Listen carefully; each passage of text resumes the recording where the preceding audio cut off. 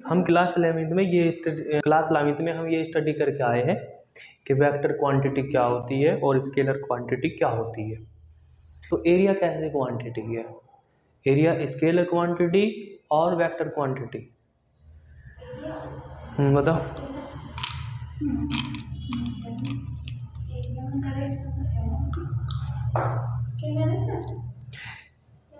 हाँ, यहाँ पर हम एरिया, सुनो इधर, एरिया को यहाँ पर हम वेक्टर क्वांटिटी लेंगे। एरिया एक वेक्टर क्वांटिटी होती है। हर एक एरिया के पास एक डायरेक्शन होती है, तो एरिया स्केलर क्वांटिटी नहीं है, इसको भूल जाओ। आप मैथ्स के अंदर भी पढ़ोगे एरिया वेक्टर क्वांटिटी होती है। कैसे? जैसे मैंने एक यहाँ पर ये एक एरिया बनाया, ठीक, ये एक एरिया बनाया, तो इन दोनों एरिया के पास एक डायरेक्शन है और उसकी डायरेक्शन किधर है? तो आंसर है इसकी डायरेक्शन ऊपर की तरफ है, इसकी डायरेक्शन भी ऊपर की तरफ है। आप जैसे इसको समझिए, ये एक मेरे पास ये है, प्लेन है ये, तो इसका एरिया दिखता है तुम्हें, इसका फेसिस किस तरफ है? आपकी तरफ है ना। तो ये एरिया वेक्टर, यहाँ पर इस प्लेन पर हम एक वेक्टर बनाएंगे, वो vector normal to this plane होगा और ये उसकी डायरेक्शन को बताएगा कि ये इसका फेसिस आपकी तरफ है, तो इसमें क्या आ गई? डायरेक्शन है, नहीं है। अब इसके पीछे की बात करो, जो इसके पीछे एरिया है उसका फेसिस किस तरफ है? पीछे की तरफ, तो इसका डायरेक्शन किधर है? इधर। इधर जो एरिया है इसका फेसिस इस तरफ। तो कहने का मतलब ये हुआ कि एरिया एक वेक्टर क्वांटिटी है, उसमें डायरेक्शन होती है। अब उसकी डायरेक्शन को रिप्रेजेंट करने के लिए हमने क्या किया? हमने वेक्टर बनाना शुरू कर दिया कि जो फेसिस होगा उस फेसिस के परपेंडिकुलर एक नॉर्मल ड्रॉ किया करेंगे। ये कर लिया, ये कहलाएगा वेक्टर। किसका वेक्टर? एरिया का वेक्टर। तो इसका नाम रख दिया हमने एरिया वेक्टर, ठीक है। तो एरिया वेक्टर क्या देगा आपको? डायरेक्शन ऑफ द एरिया, ठीक। और एरिया वेक्टर की डेफिनेशन अब हम ऐसे बनाएंगे, जो नॉर्मल होगा प्लेन के, उसी को हम क्या बोलेंगे? एरिया वेक्टर बोलेंगे। अब ये वेक्टर काफ़ी बड़ा हो सकता है, इतना बड़ा हो सकता है, वहाँ तक भी जा सकता है ना। तो हमें तो सिर्फ डायरेक्शन का पता करना, हमें ये नहीं जानना कि ये कितना बड़ा, तो हम यूनिट वेक्टर ले लिया करेंगे। तो एरिया वेक्टर को किससे रिप्रेजेंट किया करेंगे हम? एरिया वेक्टर को रिप्रेजेंट करेंगे इससे, ठीक, एरिया वेक्टर। और इसका यूनिट वेक्टर लिखना है मुझे, तो यूनिट वेक्टर को ए कैप लगा दिया करेंगे। तो अब एरिया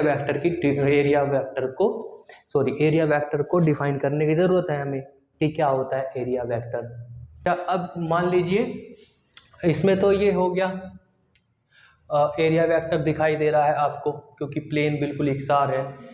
कुछ प्लेन ऐसे हो सकते हैं ऊबड़ खूबड़, है ना, ऐसे हो सकते हैं, ऐसे इस तरीके के, ठीक। तो यहाँ पर एरिया वेक्टर किस तरफ है? यहाँ किस तरफ है? यहाँ किस तरफ है? तो यहाँ पर हर एक पॉइंट पर एरिया वेक्टर बिल्कुल अलग अलग है। तो ऐसी कंडीशन पर हम क्या करेंगे? हम उस एरिया का स्मॉल पोर्शन सेलेक्ट करेंगे, जैसे ये, ठीक है। तो अब इसका हम वेक्टर बना सकते हैं। इसका वेक्टर इस तरफ है, इसका वेक्टर इस तरफ है, ये इस तरफ है, ठीक है। ऐसी भी हो सकती है सरफेसिस, ठीक। तो एक छोटा सा पोर्शन बनाएंगे हम, ये वेक्टर इस तरफ है, ये छोटा सा पोर्शन बनाया, ये वेक्टर, ठीक है। क्योंकि नॉर्मल करना है हमें, तो नॉर्मल ये 90 के साथ, जैसे कि स्फीयर बनाया। अब इस स्फीयर का एरिया वेक्टर बताइए किस तरफ है? तो यहाँ पर हम देखते हैं इस तरफ है, यहाँ इस तरफ है, यहाँ इस तरफ है, यहाँ इस तरफ है। तो यहाँ बताओ, छोटा सा एरिया हमने बनाया, इसको हम बोलेंगे एरिया एलिमेंट, तो इसका एरिया इस तरफ है, ये एरिया वेक्टर है, ठीक है। इसकी डेफिनेशन थोड़ा और इजी करवा के मैं दिखवा देता हूँ कि क्या होता है एरिया वेक्टर। तो एरिया वेक्टर ये होता है, जैसे ये एक एरिया है, तो हमें एरिया वेक्टर को हम ऐसे भी लिख सकते हैं, area vector is equal to area, इसका मैग्नीट्यूड, और इसमें मल्टीप्लाई कर दी हमने किसके? एन की। ये एन कैप क्या है? ये यूनिट वेक्टर है। ये बता रहा है कि ये जो एरिया है ये 5 सेंटीमीटर स्क्वायर, मान लीजिए इसका एरिया कितना है? 5 सेंटीमीटर स्क्वायर है। तो मैंने लिखा यहाँ 5 ठीक, और इधर लिख दिया फिर मैंने एन कैप या आई कैप। तो इससे हमें क्या पता चलेगा कि जो 5 सेंटीमीटर स्क्वायर है ये एक्स डायरेक्शन में है। तो एन कैप का यहाँ पे ये मतलब है, सिर्फ ये डायरेक्शन बता रहा है कि किस डायरेक्शन में आपने एरिया सेलेक्ट किया है। एन डायरेक्शन का मतलब यूनिट वेक्टर, एन का मतलब वो कुछ भी हो सकता है, X Y Z, east west north south, कुछ भी हो सकती है वो, ठीक है। इलेक्ट्रिक फ्लक्स क्या होता है? हम चार्जेस की बहुत सारी प्रॉपर्टी पढ़ के आ गए, बहुत सारी तो नहीं पढ़ी हमने, चार्जेस का ये पढ़ा है कि एक रेस्ट चार्ज जो होगा वो अपने चारों तरफ क्या बनाता है, एक इलेक्ट्रिक फील्ड बनाता है, ठीक है। वो इलेक्ट्रिक फील्ड में उसमें डायरेक्शन होती है। जैसे मान लीजिए यहाँ पर एक पॉइंट है और यहाँ पर एक मैंने ये एक सीट रखी यहाँ पर या एक वायर रखी और इसको मैंने प्लस चार्जेस दिया, ठीक है। ये इस पे बहुत सारे छोटे छोटे पॉइंट चार्ज आप मान सकते हो कि इस पे हमने बहुत सारे पॉइंट चार्ज दिए हैं। तो ये वाला पॉइंट चार्जेस यहाँ पर इलेक्ट्रिक फील्ड बनाएगा इस डायरेक्शन में, और ये वाला पॉइंट चार्जेस यहाँ पर इलेक्ट्रिक फील्ड बनाएगा इन दिस डायरेक्शन, ये इस डायरेक्शन में बनाएगा। तो सबका इलेक्ट्रिक फील्ड यहाँ पर अलग अलग होगा, होगा नहीं होगा? किसी का इलेक्ट्रिक फील्ड इस डायरेक्शन में है तो किसी का इधर, तो किसी का इधर। अब हम इनको ऐड करना चाहते हैं, तो ऐड ऐसे हम डायरेक्ट भी नहीं कर सकते इन्हें, क्यों? क्योंकि electric field is a vector quantity, तो हमें इनको ऐड करने में बहुत परेशानी होगी, इनमें सब में डायरेक्शन देखना पड़ेगा, ऐसे ही नहीं ऐड कर सकते। मान लीजिए ये 5 है, ये 5 है, ये 5 है, तो टोटल 15 नहीं होगा ये। कभी आप ऐड करके आप 15 बनाना चाहते हो तो 15 नहीं हो सकता, क्योंकि इसमें डायरेक्शन को इन्वॉल्व किया जाता है। तो इलेक्ट्रिक फील्ड को इलेक्ट्रिक फील्ड के साथ वर्क करना थोड़ा कॉम्प्लिकेटेड हो सकता है। आगे चल करके जब हम अपने और टॉपिक्स पढ़ेंगे और फिजिक्स पढ़ेंगे तो ये इतना कॉम्प्लिकेटेड हो सकता है बहुत ज़्यादा। तो हम इलेक्ट्रिक फील्ड को थोड़ा और आसान करना चाहते हैं, इसको और इजी बनाना चाहते हैं, इसको हम डालना चाहते हैं स्केलर क्वांटिटी में। तो अगर हमने इसको स्केलर बना लिया, इलेक्ट्रिक फील्ड को स्केलर क्वांटिटी में डिफाइन कर दिया, तो ये बहुत इजी हो जाएगा। फिर उसको डायरेक्ट ऐड कर सकते हो आप, डायरेक्शन देखने की कोई ज़रूरत नहीं है। तो हम अब जो दूसरी प्रॉपर्टीज़ पढ़ने जा रहे हैं चार्जेस की, जिसका नाम है electric flux. Electric flux basically electric field ही है, लेकिन वो उसका दूसरा वर्जन है, वो स्केलर क्वांटिटी है। ये फ्लक्स क्या है? स्केलर क्वांटिटी है इलेक्ट्रिक फील्ड। इलेक्ट्रिक फील्ड में डायरेक्शन होती है, इसमें डायरेक्शन नहीं होती। तो हम इजी करना चाहते हैं ताकि कि हमें आगे कोई प्रॉब्लम ना हो। अब इसको हम फिर डिफाइन कैसे करेंगे कि इलेक्ट्रिक फील्ड को स्केलर क्वांटिटी में कैसे मेजर करेंगे?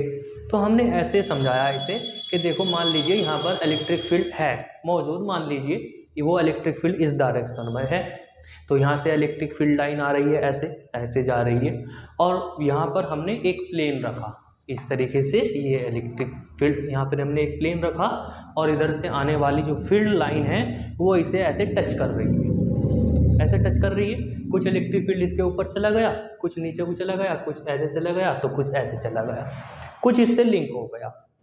तो वो जो इलेक्ट्रिक फील्ड इससे लिंक हुआ है, the electric field link to this plane, जो इससे इलेक्ट्रिक फील्ड लिंक हुआ है उसी को हम फ्लक्स बोलेंगे। तो है ना इलेक्ट्रिक फ्लक्स, इलेक्ट्रिक फील्ड ही है, लेकिन कौन सा इलेक्ट्रिक फील्ड है? वो जो इस एरिया से लिंक हुआ है। हमने एक इलेक्ट्रिक फील्ड में गए और वहाँ पर एक प्लेन रख दिया, तो जो इलेक्ट्रिक फील्ड इससे लिंक हो रहा है उसकी कैलकुलेशन हमने कर ली और कहा देखो ये है वो, ये इलेक्ट्रिक फ्लक्स है और वो स्केलर क्वांटिटी है। तो इलेक्ट्रिक फील्ड क्या हुआ? ये हमने एक नॉर्मल बनाया ऐसे, सॉरी प्लेन बनाया, और इधर से ये इलेक्ट्रिक फील्ड आया, तो ये देखो ये होता है electric flux, the number of field line passing through और link to the surface area. ये आपके सामने जो सरफेस एरिया है, इससे जो इलेक्ट्रिक फील्ड लाइन हो रही, टच हो रही है, उसी को हम क्या कह रहे हैं? इलेक्ट्रिक फ्लक्स कह रहे हैं। तो ये बेसिकली क्या है? फील्ड लाइन, गिन लो इन्हें, 1 2 3 4, तो ये है इलेक्ट्रिक फ्लक्स। तो इलेक्ट्रिक फ्लक्स क्या हुआ? नंबर ऑफ फील्ड लाइन, और कौन सी लाइन जो टच हो रही है या फिर लिंक हो रही है। Number of field line passing through और link to the surface area is known as electric flux. ठीक है, तो जहां से इलेक्ट्रिक फ्लक्स एंट्री मारेगा वहां पर पॉजिटिव लिया जाएगा इलेक्ट्रिक फ्लक्स, और जहां से निकलेगा वहां से नेगेटिव लिया जाएगा। ये रिमेंबर, ये याद रखना आपको कि जहां से इलेक्ट्रिक फ्लक्स एंट्री करेगा वहां पॉजिटिव और जहां से निकलेगा वो नेगेटिव। आ गई समझ में? अच्छा ठीक है, तो अब इसको हम तोलना भी तो चाहते हैं कि इसकी कैलकुलेशन कैसे होगी, मेजर कैसे करेंगे इसको। अब हर जगह तो हम इलेक्ट्रिक फील्ड लाइन नहीं कैलकुलेट कर सकते, वहाँ गिनने कोई ना बैठेंगे, वैसे भी दिखती नहीं हमें वो तो इसकी कैलकुलेशन फिर दूसरे तरीके से की जाएगी। कैसे की जाएगी मैं ऐसे बताता हूँ। जैसे एक रूम है और उस रूम में एक विंडो लगी हुई है, विंडो से एयर अंदर आती है, तो एयर की जो क्वांटिटी है जो रूम के अंदर एयर आएगी वो दो बात पर डिपेंड करती है। नंबर एक, साइज ऑफ द विंडो या एरिया ऑफ द विंडो, जितना बड़ा एरिया होगा उतनी ज़्यादा एयर अंदर आएगी। और दूसरा, एयर की इंटेंसिटी कितनी है, एयर की इंटेंसिटी ज़्यादा होगी तो ज़्यादा एयर आएगी। ठीक है, तो इसी तरह से इलेक्ट्रिक फ्लक्स है, इलेक्ट्रिक फ्लक्स अंदर आना है रूम के अंदर, तो किस किस बात पर निर्भर करेगा वो, एक तो एरिया जितना ज़्यादा एरिया मिलेगा उतना ही ज़्यादा फ्लक्स होगा, इंटेंसिटी जितनी ज़्यादा होगी इलेक्ट्रिक फील्ड की उतना ही ज़्यादा फ्लक्स होगा। तो इलेक्ट्रिक फ्लक्स की कैलकुलेशन कैसे करने लगे फिर हम, तो इलेक्ट्रिक फ्लक्स की कैलकुलेशन हम करते हैं इस तरह से, electric flux is equal to E in multiply by A, दोनों की मल्टीप्लाई करेंगे। ठीक है, आई बात समझ में?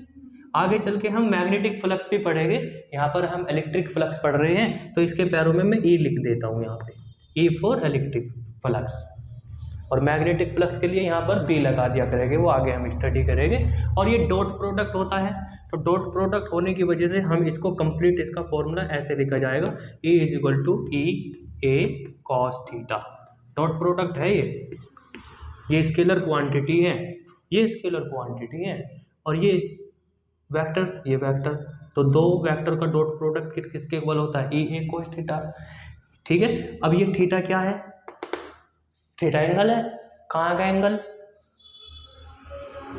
फ्लक्स का एंगल नहीं, ये एंगल है E और A के बीच का एंगल, इलेक्ट्रिक फील्ड और एरिया वेक्टर, इलेक्ट्रिक फील्ड और एरिया वेक्टर के बीच का एंगल है ये। कैसे, देखो मैं तुम्हें समझाता हूँ कैसे।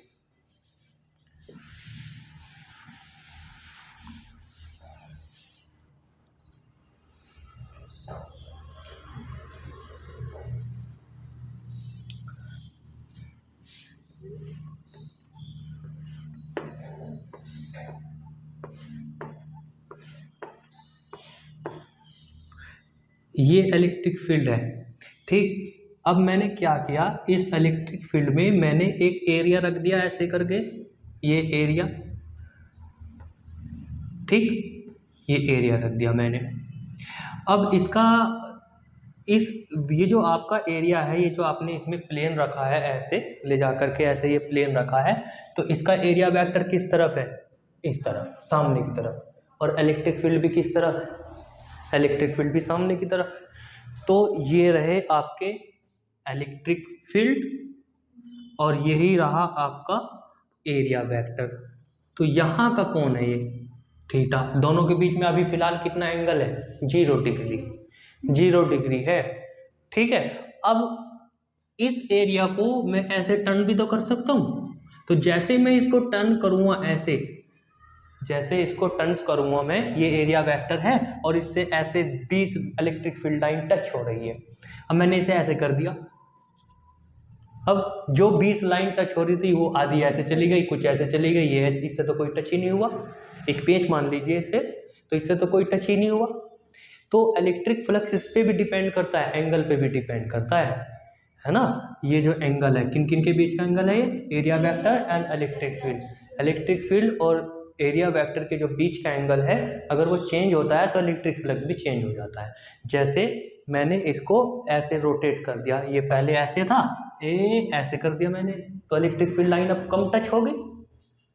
तो देखो दूसरी फिगर में बनाता हूं यहां पर ऐसे,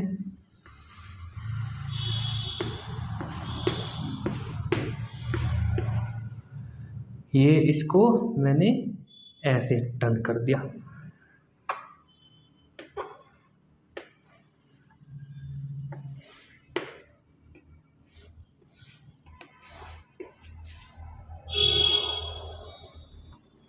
अब इसका एरिया वेक्टर किस तरफ चला गया, जैसे ही मैंने इस एरिया वेक्टर को इस प्लेन को ऐसे टर्न किया तो इसका एरिया वेक्टर किस तरफ चला गया, इधर। समझ में आ रहा है, इधर ही आएगा। नहीं आई बात समझ में, इधर कैसे आएगा आगे?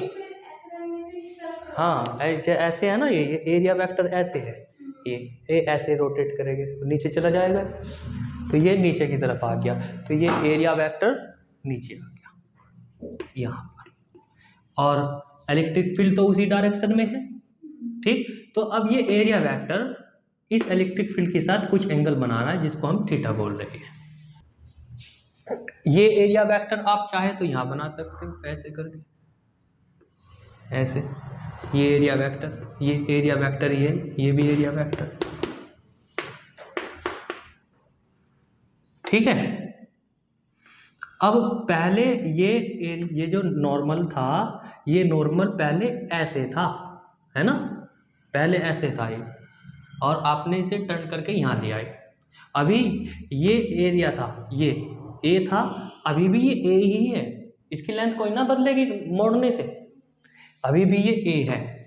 अब इससे कितना एरिया टच हो रहा है, इलेक्ट्रिक फील्ड को कितना एरिया मिल रहा है, तो आंसर है केवल ए इतना एरिया मिल रहा है। पहले इतना मिल रहा था, अब इतना मिल रहा है, तो अब ये एरिया मिलता है केवल ए इतना एरिया,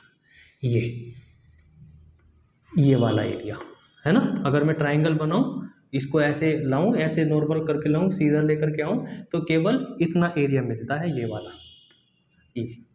ये मिलता है ना, बस इतना एरिया मिलता है इसको। तो अब हमारे फॉर्मूले में कौन सा एरिया आएगा यहाँ पर, कि ये वाला एरिया, और इसकी वैल्यू कितनी होगी, ये कितना है, ये कितना है, ये टोटल कितना है, ए, भाई इसकी वैल्यू कितनी है टोटल ए, और ये मुझे पता करना है कि ये कितना है, और ये एंगल थीटा है, तो ये एंगल भी थीटा ही होगा यहाँ पर, क्योंकि थीटा एंगल से हमने इसको रोटेट कर दिया, ये थीटा, तो इसकी वैल्यू निकालिए। आप कैसे निकालोगे, तो यहाँ पर हम लगा सकते हैं cos theta is equal to base upon hypotenuse, और बेस कितना है, बेस है आपका, कौन सा है बेस, बेस ये रहा जिसको मुझे निकालना है, ये बेस अपॉन हाइपोटेनियस, हाइपोटेनियस कितनी है, हाइपोटेनियस आपकी ए है, तो यहाँ से बेस कितना मिल जाएगा, थीटा के सामने वाली साइड होती है परपेंडिकुलर, तुम मुझे कंफ्यूज कर रहे, थीटा के सामने वाली जो साइड होती है वो होती है परपेंडिकुलर, और हाइपोटेनियस के सामने वाली जो साइड होती है ये, या थीटा से एंगल, थीटा के सामने की जो साइड होगी वो परपेंडिकुलर होगी, तो ये बेस है ना, तो बेस अपॉन हाइपोटेनियस, हाइपोटेनियस की वैल्यू कितनी है ए, तो यहाँ पर ए सिलेक्ट करोगे तो बेस कितना मिल जाएगा आपको, बेस आपको मिल गया ए कॉस थीटा। तो अब हमारा फॉर्मूला जो होगा, न्यू फॉर्मूला जो आपका ये फॉर्मूला था E इंटू ए, तो अब आपका जो फॉर्मूला होगा E इक्वल टू E, और एरिया कौन सा रखोगे, अब एरिया आप ये रखोगे, ये वाला एरिया, और इस एरिया की वैल्यू कितनी निकाली आपने, ये थी, तो ये फॉर्मूला ऐसे बना, ये वाला फॉर्मूला। तो इलेक्ट्रिक फ्लक्स एंगल पे भी डिपेंड करता है, इसलिए हमने अपने इलेक्ट्रिक फ्लक्स के फॉर्मूले में एंगल को शामिल किया। ठीक है, बात समझ में आ गई है, ठीक है। अब मुझे ये बताइए इलेक्ट्रिक फ्लक्स कब मैक्सिमम होगा, कब मिनिमम होगा, एंगल से पता चलेगा। जब एंगल की वैल्यू कितनी होगी, 0, जब 0 डिग्री होगा तो फ्लक्स कितना होगा, मैक्सिमम होगा, और मिनिमम कब होगा, जब हो जाएगी 90। जब एरिया वेक्टर और इलेक्ट्रिक फील्ड दोनों के बीच में एंगल कितना होगा बताओ? 90 डिग्री, तब मैक्सिमम होगा। तो इसको मैं यहाँ पे, हाँ मिनिमम होगा, यहाँ पे नोट करके लिख देता हूँ।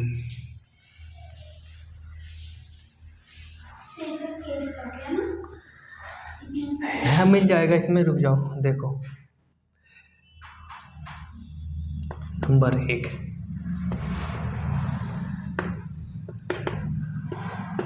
फाई मिनिमम कब होगा? When theta is equal to 90।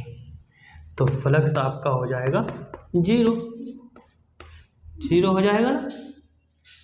यानी कि ये ऐसे इलेक्ट्रिक फील्ड जा रहा है और ये आपका प्लेन ऐसे रखना चाहिए या ऐसे रखना चाहिए मुझे, है ना, ऐसे हैं। तो मिनिमम करना, मुझे मिनिमम फ्लक्स लेना है मुझे। तो मिनिमम के लिए मुझे इस प्लेन को ऐसे करना होगा या ऐसे करना होगा। तो जब मैंने ऐसे इसको कर दिया तो अब एरिया वेक्टर और इलेक्ट्रिक फील्ड के बीच का एंगल कितना हो चुका है? 90। कहाँ है एरिया वेक्टर? ये रहा, और इलेक्ट्रिक फील्ड इस तरफ। तो इलेक्ट्रिक फील्ड इस तरफ है और एरिया ये रहा, तो दोनों के बीच में कितना आ गया एंगल? 90। तो when the plane is parallel to the electric field, when the plane is parallel to the electric field, flux will be minimum or maximum?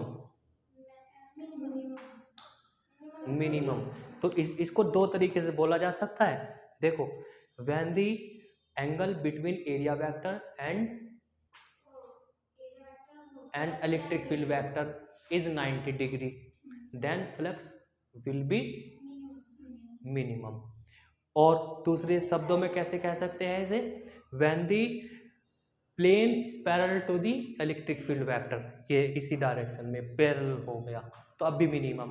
तो दोनों का मतलब एक ही है, सिर्फ वर्ड बदल रहे हैं, ठीक है। अब ऐसे ही मैक्सिमम के लिए क्या, मैक्सिमम के लिए लिखना है हमें दूसरा, for maximum.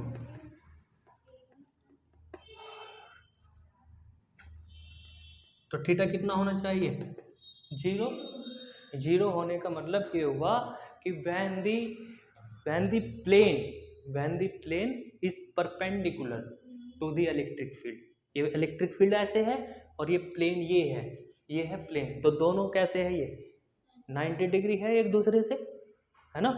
when the electric field and the plane are at 90 degree, then flux will be maximum, ठीक है। और दूसरे वर्ड्स में कैसे बोलेंगे इसे? when the angle between area vector and electric field vector is 0। देखो अब 0 ही तो है, ये इलेक्ट्रिक फील्ड हो गया और ये इसका एरिया वेक्टर हो गया। तो वर्ड्स चेंज हो रहे हैं लेकिन मतलब एक ही निकल रहा है, ध्यान रखना इसका। तो मैक्सिमम और मिनिमम फ्लक्स कब मिलेगा, बात समझ में आ गई। ये होता है हमारा इलेक्ट्रिक फील्ड। अच्छा, अब इसमें ऐसा भी हो सकता है, ये तो हमारा जनरल फॉर्मूला ये हो गया, ठीक है भाई। ये जनरल फॉर्मूला कहाँ लिख दिया मैंने?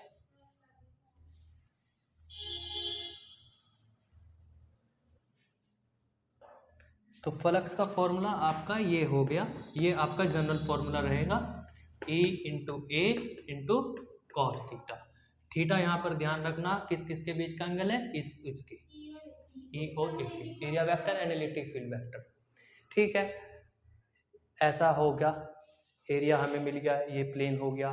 अब बाई चांस ऐसा भी हो सकता है कि आपको एरिया इस तरीके का मिल जाएगा कि वहाँ पर हर एक पॉइंट पर एरिया वेक्टर की डायरेक्शन ही अलग अलग रहेगी। कैसे? जैसे ये इस तरीके का सा एरिया मिल गया आपको, ये ऐसे मिल गया। अब इससे इलेक्ट्रिक फील्ड जा रहा है ऐसे हैं, और हम फ्लक्स की कैलकुलेशन करना चाहते हैं। तो फ्लक्स की कैलकुलेशन अगर आपको करनी है,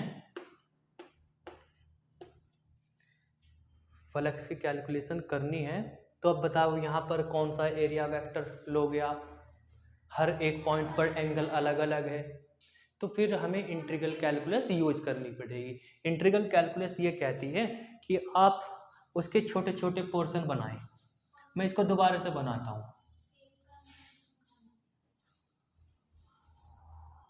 मैं इसको दोबारा से बनाता हूँ कि मान लीजिए आपको इस तरीके की सरफेस मिल गई ऐसी, तो यहाँ पर इलेक्ट्रिक फील्ड ये इलेक्ट्रिक फील्ड है।